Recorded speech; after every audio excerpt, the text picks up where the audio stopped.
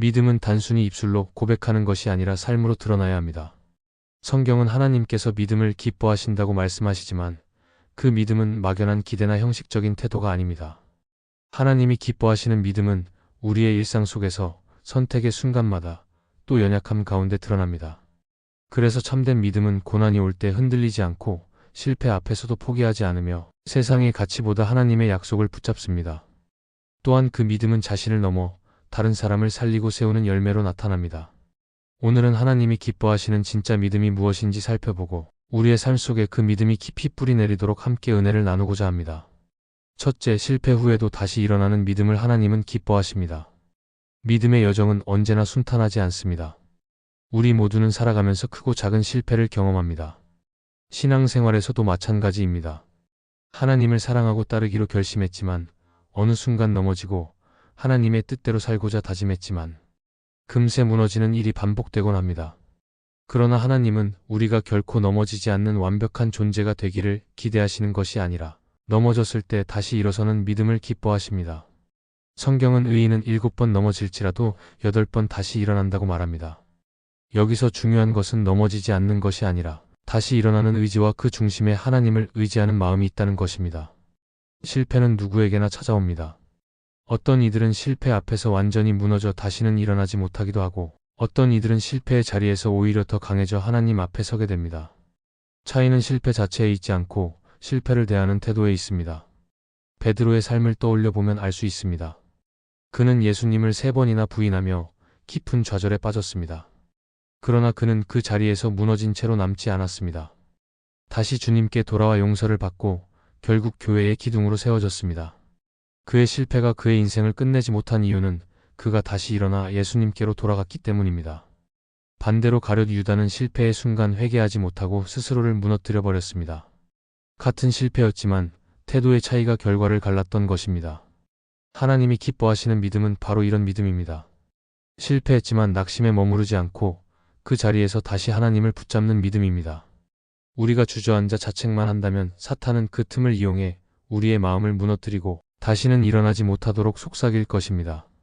그러나 성령께서 주시는 위로와 은혜를 붙잡는 사람은 실패의 자리에서 더욱 단단해지고 오히려 하나님과 더 깊은 관계 속으로 나아갑니다. 실패를 두려워하지 않아야 합니다. 실패는 우리가 잘못했다는 증거이면서도 동시에 하나님의 은혜가 필요하다는 신호이기도 합니다. 하나님은 실패의 순간을 통해 우리의 교만을 꺾으시고 오직 주님만 의지하도록 이끄십니다. 우리가 스스로 강한 것 같을 때는 하나님을 쉽게 잊어버리지만 실패와 약함을 경험할 때 비로소 하나님을 찾게 됩니다. 그래서 실패는 끝이 아니라 새로운 시작의 기회가 됩니다. 우리의 일상에서도 마찬가지입니다. 직장에서, 가정에서 혹은 인간관계 속에서 넘어지는 순간들이 있습니다. 말 한마디를 잘못해서 관계가 멀어질 때도 있고 자신의 욕심 때문에 후회스러운 선택을 할 때도 있습니다. 신앙 안에서도 순간의 유혹 때문에 하나님 앞에 부끄러운 행동을 할 때가 있습니다. 그러나 중요한 것은 그 이후의 태도입니다. 그 자리에서 낙심하지 말고 다시 하나님 앞에 나아가야 합니다. 하나님은 우리가 실패했을 때 더 이상 우리를 버리시는 분이 아니시며 다시 일어나는 믿음을 기뻐하시고 새로운 기회를 주십니다. 이런 믿음을 가진 사람은 시간이 지날수록 더욱 단단해집니다.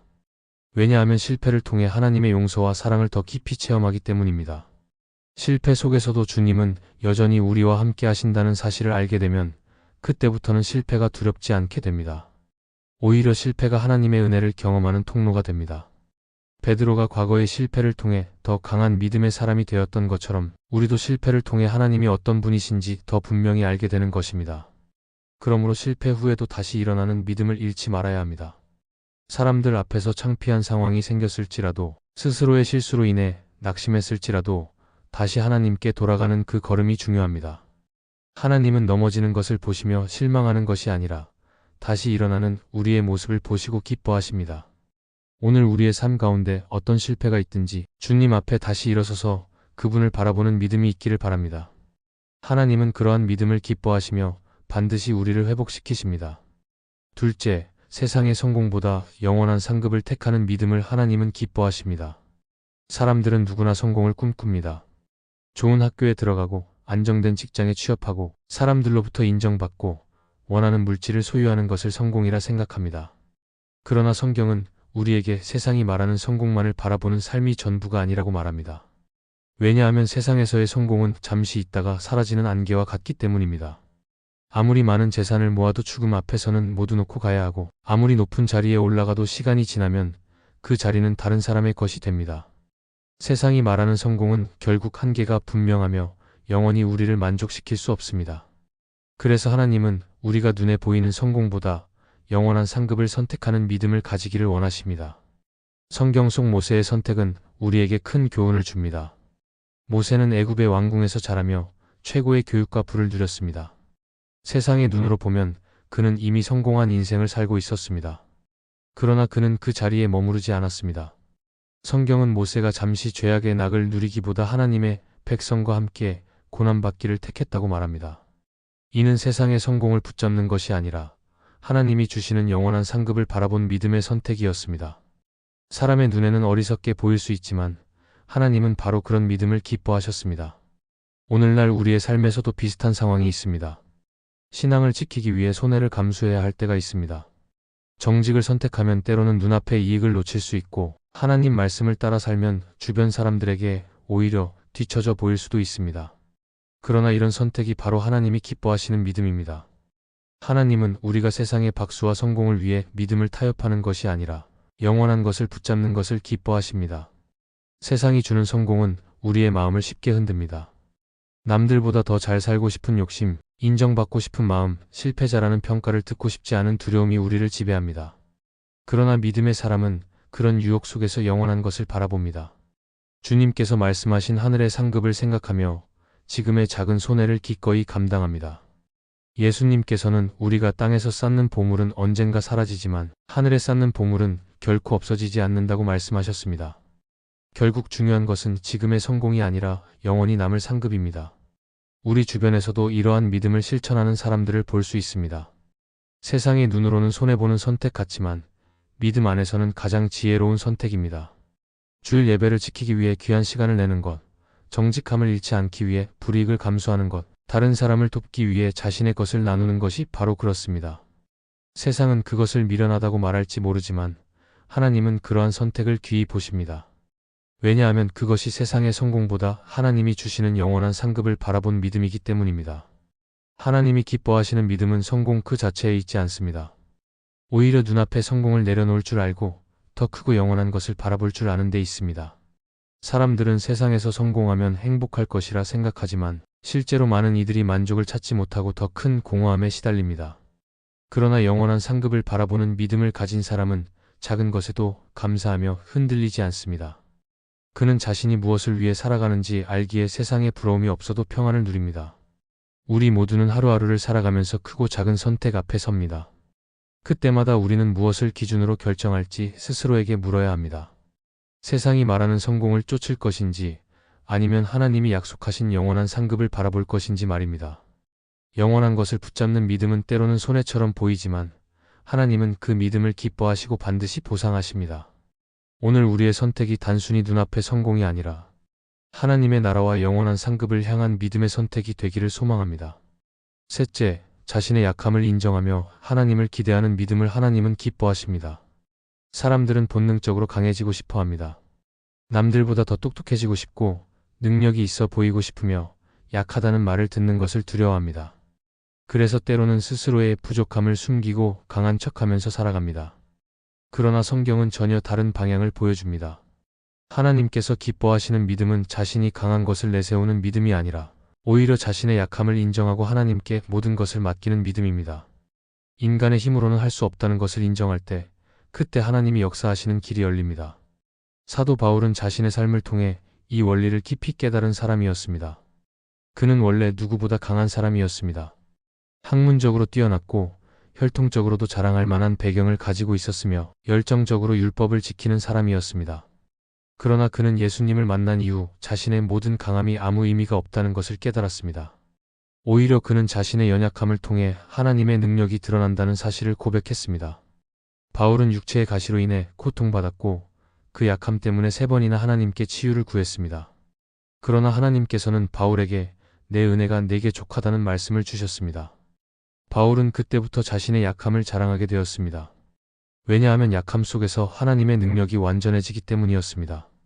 우리의 삶에도 이와 같은 경험이 있습니다. 누구나 자신이 강하고 싶어 하지만 실제로 살아가다 보면 우리는 너무나 쉽게 무너집니다. 건강을 잃고 나서야 우리의 한계를 깨닫고, 사람의 인정이 사라질 때 외로움에 무너지고, 계획이 뜻대로 되지 않을 때 무력감을 느낍니다. 그러나 바로 그 순간이 하나님께서 일하실 수 있는 기회입니다. 우리가 스스로 강하다고 믿을 때는 하나님이 필요 없다고 생각하기 쉽지만, 자신이 약함을 인정할 때 우리는 하나님을 전적으로 기대하게 됩니다. 그리고 하나님은 그 믿음을 기뻐하십니다. 예수님께서도 제자들에게 어린아이와 같은 마음을 가지라고 말씀하셨습니다. 어린아이는 스스로 모든 것을 할 수 있다고 여기지 않습니다. 부모를 의지하고 도움이 필요할 때는 주저하지 않고 손을 내밉니다. 마찬가지로 신앙의 길에서 중요한 것은 우리의 능력이 아니라 하나님께 전적으로 의지하는 태도입니다. 내 힘으로는 할 수 없다는 것을 솔직하게 인정하고 하나님을 기대하는 것이 바로 하나님이 원하시는 믿음입니다. 세상은 약함을 부끄러움으로 여깁니다. 약하면 실패자라고 평가하고 뒤처진 사람으로 취급합니다. 그러나 하나님 앞에서는 다릅니다. 약함을 숨기지 않고 오히려 드러내며 하나님께 맡길 때, 그때 하나님의 강하심이 드러납니다. 우리가 완벽해야만 쓰임 받는 것이 아니라 오히려 부족할 때 더 크게 쓰임 받을 수 있습니다. 왜냐하면 사람의 힘이 아니라 하나님의 능력이 나타나기 때문입니다. 삶을 돌아보면 약함 때문에 낙심했던 순간들이 있을 것입니다. 그러나 그때마다 하나님을 바라본 사람들은 오히려 더 큰 은혜를 경험했습니다. 실패의 자리를 통해 다시 일어서게 하시고, 눈물의 자리를 통해 더 깊은 위로를 주시며, 무력한 자리에서 하나님의 능력을 체험하게 하십니다. 결국 믿음의 길은 내가 얼마나 강한지를 드러내는 길이 아니라 하나님이 얼마나 크고 능력 있으신지를 드러내는 길입니다. 하나님은 우리가 강하다고 자랑할 때보다 약함을 고백하며 하나님을 기대할 때 더 기뻐하십니다. 왜냐하면 그 믿음은 하나님을 향한 진정한 의지이기 때문입니다. 우리의 약함을 인정하는 것은 패배가 아닙니다. 오히려 하나님의 은혜와 능력을 경험하는 시작입니다. 오늘 우리의 연약함 속에서 하나님의 능력을 기대하며 살아가는 믿음이 되기를 소망합니다. 넷째, 다른 사람을 살리는 믿음을 하나님은 기뻐하십니다. 하나님께서 원하시는 믿음은 결코 자기 자신에게만 머무르는 믿음이 아닙니다. 믿음은 개인적인 고백에서 시작하지만 결국에는 다른 사람을 살리고 세우는 방향으로 흘러가야 합니다.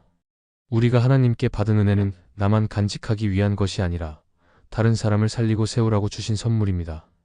진짜 믿음은 나만 구원받는 데서 멈추지 않고 주변 사람들을 살려내는 능력으로 나타납니다. 성경을 보면 이 믿음을 가장 잘 보여준 사람이 요셉입니다. 요셉은 형제들의 시기로 애굽에 팔려가고 억울하게 감옥에 갇히는 등 수많은 고난을 겪었습니다. 그러나 그는 끝내 하나님을 의지하며 믿음을 지켰습니다. 그리고 그 믿음은 결국 자기 자신만 살린 것이 아니라 온 가족과 수많은 민족을 기근에서 살리는 결과를 낳았습니다. 요셉의 믿음이 만약 자기 생존에만 머물렀다면 그는 그렇게 크게 쓰임 받을 수 없었을 것입니다. 그러나 그는 하나님께 받은 은혜를 통해 다른 이들을 살리는 길을 택했습니다. 이것이 바로 하나님이 기뻐하시는 믿음입니다. 우리의 믿음도 마찬가지입니다. 진짜 믿음은 다른 사람을 살리는 열매로 드러나야 합니다. 교회 안에서나 가정에서나 직장에서나 내가 믿음으로 서 있는 자리는 나만을 위한 자리가 아닙니다. 믿음을 가진 사람을 통해 하나님은 주변 사람들에게 생명을 흘려보내십니다. 누군가 낙심할 때 그에게 소망을 전해주고 누군가 넘어졌을 때 다시 일어설 수 있도록 도와주는 것, 이것이 바로 하나님이 기뻐하시는 믿음의 열매입니다. 팀 켈러는 그의 책 기도에서 이렇게 말했습니다.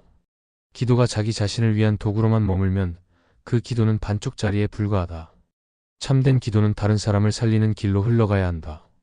기도의 본질이 자기 문제 해결에만 머무르지 않고 다른 사람을 살리고 회복시키는 대로 나아가야 한다는 뜻입니다. 이 말은 기도뿐 아니라 우리의 믿음 전체에도 해당됩니다.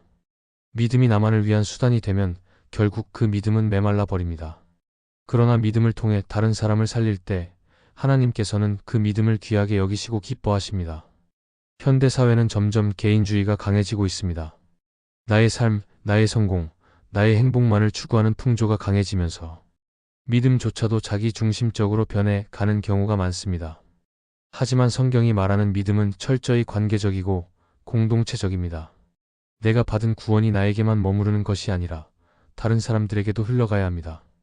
예수님께서 십자가를 지신 이유도 자신을 위해서가 아니라 다른 사람들을 살리기 위함이었습니다. 따라서 예수님을 따르는 믿음의 길은 당연히 다른 사람을 살리는 방향으로 나아가야 합니다. 믿음을 가진 우리가 할 수 있는 작은 일들은 많습니다. 누군가 힘들어할 때 그를 위해 기도해 주는 것, 지쳐있는 사람에게 따뜻한 말을 건네는 것, 어려움 속에 있는 사람을 실제로 도와주는 것, 이 모든 것이 다른 사람을 살리는 믿음의 모습입니다. 하나님은 이런 작은 믿음의 실천도 기뻐하십니다. 왜냐하면 그것은 곧 예수님께서 보여주신 사랑의 길을 따라가는 것이기 때문입니다. 우리의 삶을 통해 다른 사람들이 하나님을 만나고 살아나야 합니다. 내가 믿음으로 살면 내 가족이 살아나고, 내 친구가 살아나고, 내 공동체가 살아납니다. 그때 하나님은 우리의 믿음을 기뻐하시며 더 큰 은혜와 능력으로 채워주십니다. 결국 하나님께서 원하시는 믿음은 나 혼자만 구원받는 믿음이 아니라 다른 사람을 살리고 세우는 믿음입니다. 우리가 가진 믿음이 단순히 나를 위한 신앙 고백에서 멈추지 않고 주변의 영혼들을 살리는 생명의 도구가 되기를 소망합니다. 하나님은 이런 믿음을 귀하게 여기시며 그 믿음을 통해 이 땅에 하나님의 나라를 세워 가십니다.